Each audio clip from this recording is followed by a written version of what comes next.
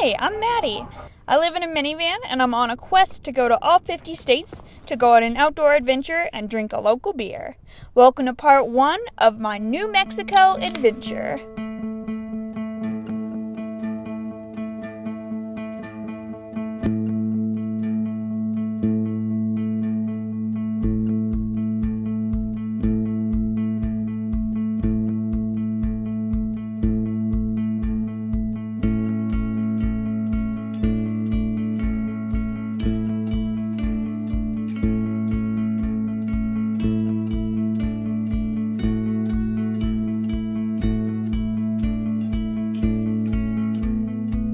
Welcome to New Mexico and welcome to White Sands National Park.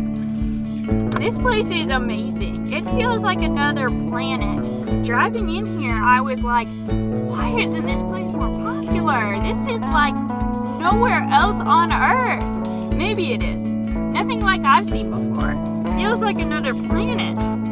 Why do people want to go to Mars when we have this and waterfalls and rainforests and glaciers on Earth? I am doing a trail called the Backcountry Camping Loop first, and before I started filming, I went to the visitor center and saw a video. I learned a lot of fun facts that I will tell you along the way.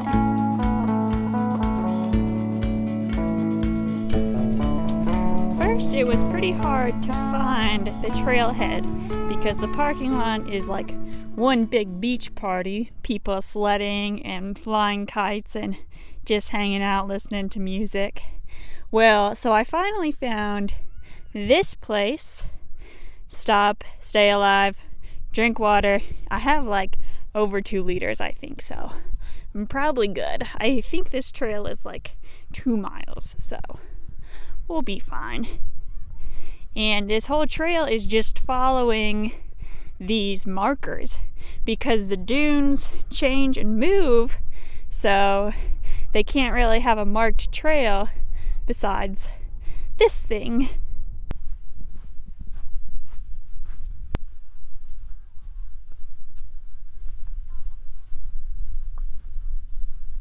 Oh, this is hard. This feels like pavement I'm walking on now. And the reason that might be is because there's actually water under this sand if you dig down deep enough. It's not drinkable because there's too many minerals and stuff, but that's what holds the sand there, is the fact that there's water beneath it. Plants also really have to adapt to survive out here. Like these have super long stalks so that when the wind blows the sand up over them, the plant is still exposed and can photosynthesize and all and survive. But sometimes if it gets covered like some of these, or the stalk is too tall and heavy, it can fall over and die. Takes a lot to survive out here. The colors out here are absolutely stunning.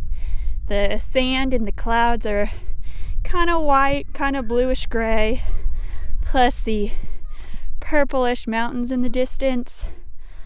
Gorgeous. The reason that all of this formed is that the mountains that surround this place have something called selenite in them. Selenite crystals. I remember because it sort of sounds like saline, but it is not recommended to put in your eyes. It forms crystals, and then these crystals are super soft. They said as soft as a human fingernail, and they get chipped off and taken away as it rains, and they get weathered down, and from erosion they end up here where they're broken down into gypsum, which is this beautiful white sand. This is another example of a plant that's learned to adapt. I don't remember the name of it, but you'll see the roots are holding sand together with it so that even if the sands rise, like they're still up high enough to get oxygen and sunlight.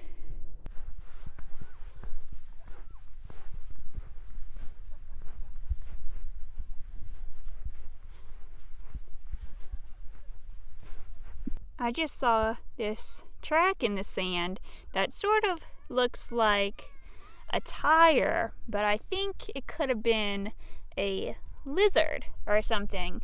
Well, you don't see a line down the middle where its tail would have gone, so maybe not a lizard, but what would somebody be wheeling on one wheel out here?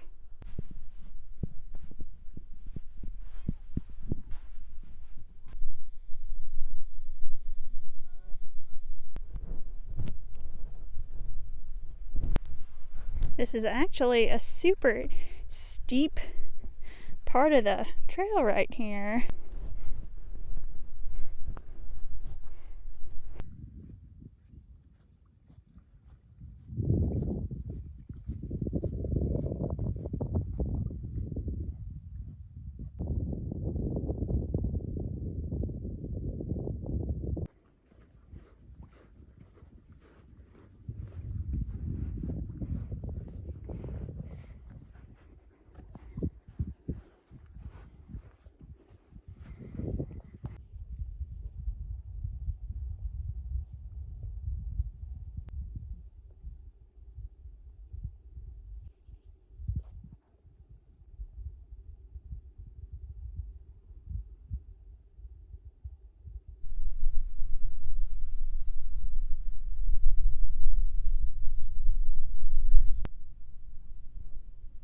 This place is amazing. It just goes on in perfect ridges. So white, so perfectly shaped. It's like another planet. I came across this. Looks pretty weird, right? And when I step on it, it's pretty solid. I'm not hurting myself like, oh, well, I guess I broke that. Okay. Maybe it was just really densely packed. I thought it was some sort of rock.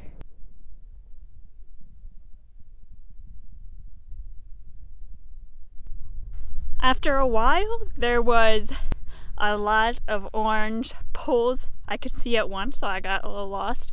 But I asked someone and they said, the parking lot's right here. Great hike, beautiful place. Although I'm very, very hungry right now, so I'm a little glad for it to be over. Because I am a little lost. I'm walking through the area with plants for the first time, and it's really interesting. It kind of hurts to walk on. Not hurts, but like it's definitely not as soft as the sand. And look at these tracks. This must be a bird. This isn't really a track, but this pattern left in the sand must be because of this plant blowing back and forth in the wind. This is a parking lot, but I don't think it's the one I parked in, so I'm a little concerned.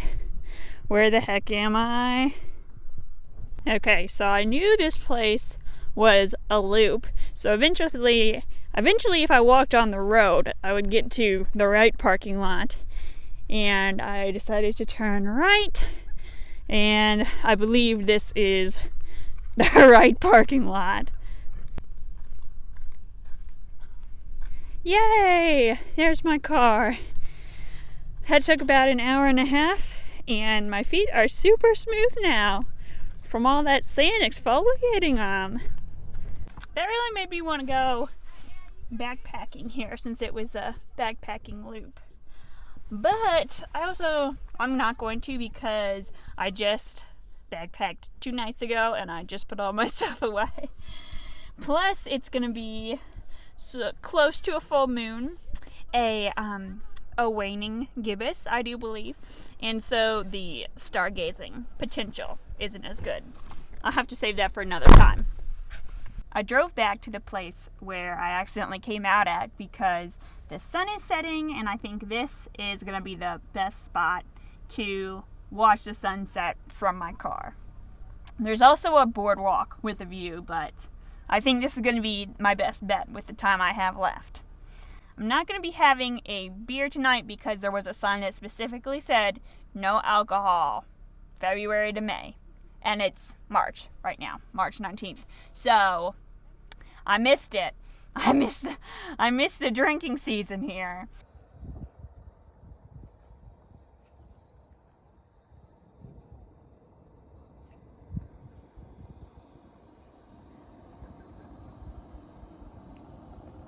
I have bread that I need to eat up because it's going stale, and lettuce that I need to eat up or it'll go bad. But I was like, okay, I'll try to make sort of a grilled cheese type thing. I was kind of nervous because I only have Baby Bell cheese and was thinking that wasn't gonna get melty. And from the looks of it, I was right. The pieces of cheese are pretty solid except for this one down here. Maybe if I just set it on the stove and put the cover back on, it might be warm enough to melt a little. While we're waiting for that to melt, hopefully, look at this beautiful color in the sky.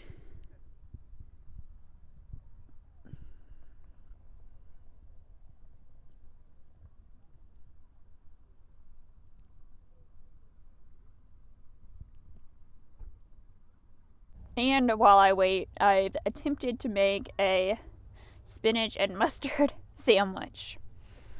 It's pretty plain so far, but it's something.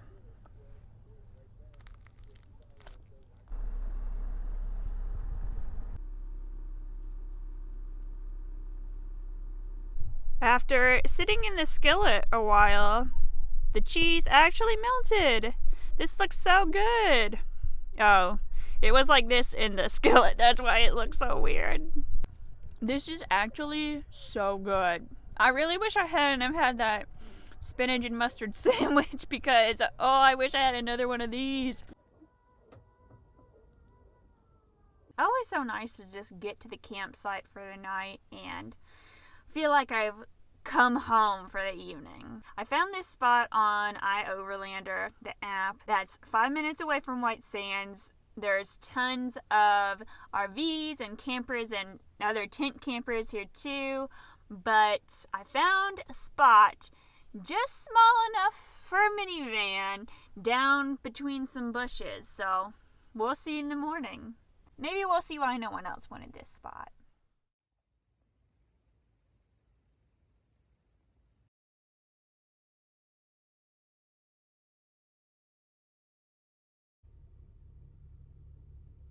What a nice morning.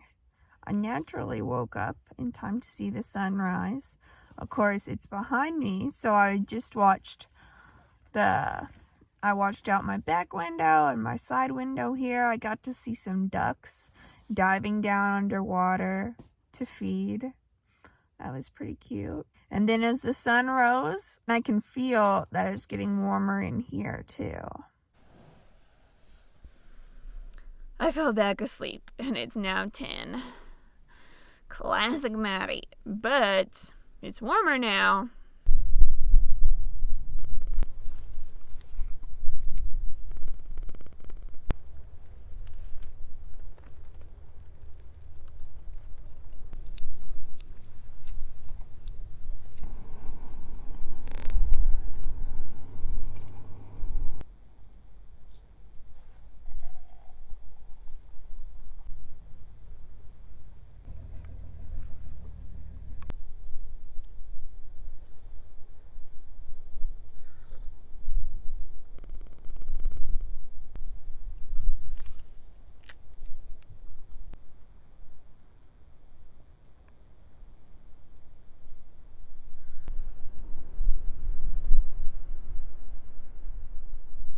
The biggest thing I've learned from this experience living in a van is that mornings don't actually suck. It's just that with a normal lifestyle and normal job and everything, you have to get up before your body's finished resting and be in a hurry from the moment you gain consciousness. I have to go ahead and get up to Albuquerque for now, but I'm not done in New Mexico yet because I still have to drink a New Mexico beer, and I'm going to this place. I haven't looked it up recently, but I think it's called A.C. Sepa. That adventure is coming in part 2. For now, try to spell Albuquerque without looking it up. It's impossible. Hardest city to spell in America. So I'll see you then. Thank you for watching part 1.